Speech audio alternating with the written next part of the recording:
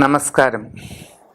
ജ്യോതിഷ പങ്ക്തിയിലേക്ക് എല്ലാവർക്കും വളരെ ഹൃദ്യമായ സ്വാഗതം.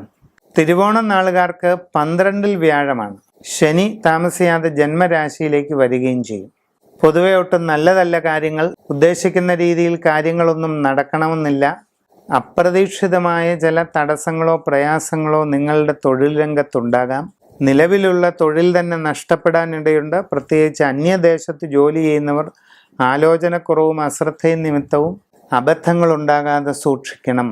പുതിയ ജോലിക്ക് ശ്രമിക്കുന്നവർക്ക് അതിന് കാലതാമസം അനുഭവപ്പെടാം.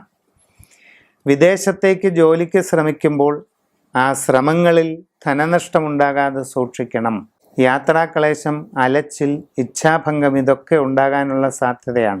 ആരോഗ്യപരമായി വളരെ സൂക്ഷിക്കുക. നാഡീമർമ്മ സംബന്ധമായ രോഗങ്ങൾ അനുഭവപ്പെടാൻ ഇടയുണ്ട്. എല്ലാ ദോഷങ്ങളും പരിപൂർണമായി അകന്നുമാറി സർവൈശ്വര്യ പ്രാപ്തി ഉണ്ടാകുന്നതിന് ഒരു എളുപ്പ വഴി പറയാം. വിശിഷ്ടമായ ശ്രീചക്ര മഹാമേരു ഗൃഹത്തിൽ വെച്ച് പൂജ ചെയ്ത് പതിവായി ആരാധിക്കുക.